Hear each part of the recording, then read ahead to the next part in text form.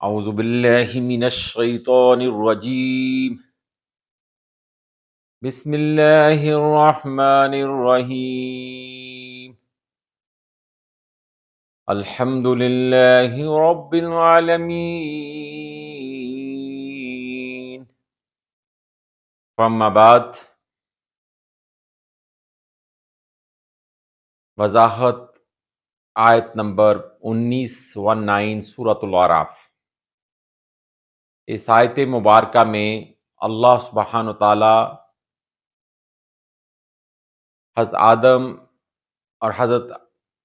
اما حوا علیہ السلام کو یہ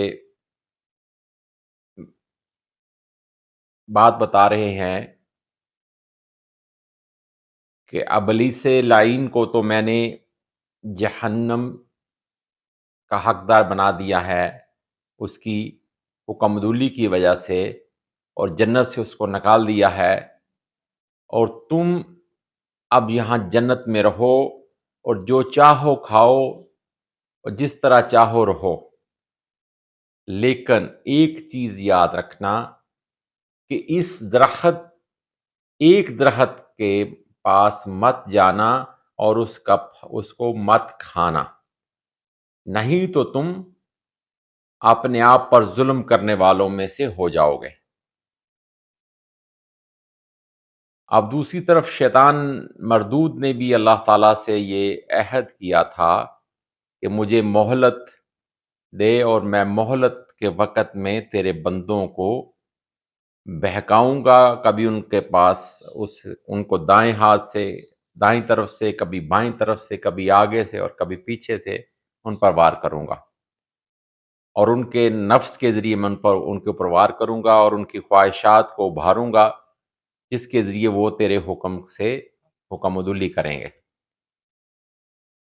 تو اللہ تعالیٰ نے فرمایا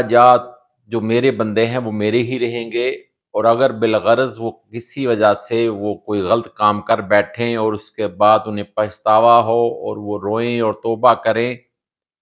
تو مجھے توبہ قبول کرنے والوں میں پائیں گے. میں ان کی توبہ قبول فرما لوں گا اور ان کے پچھلے سارے گناہ معاف کر دوں گا.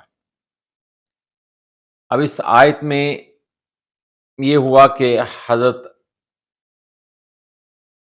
آدم علیہ السلام اور اما حوا شیطان کے باتوں میں آ گئے، شیطان کے بہکاوے میں آ گئے، تو انہوں نے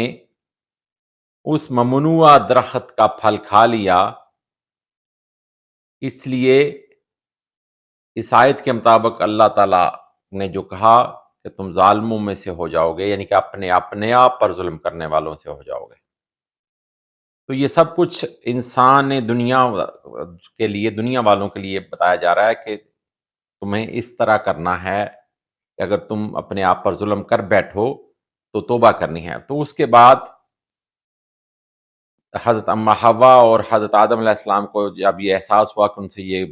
بہت بڑی غلطی ہو گئی ہے، یہ اللہ تعالیٰ کے حکم کی حکم عدولی ہو گئی ہے،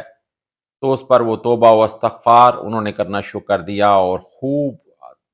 عاجزی اور انکساری سے کرتے رہے، رو رو کر. اور اللہ تعالیٰ نے ان کو مقام میں بلند دیا. اس کے بعد جب ان کی توبہ قبول ہوئی اور ان کے دل میں خدا کا جو غلبہ تھا،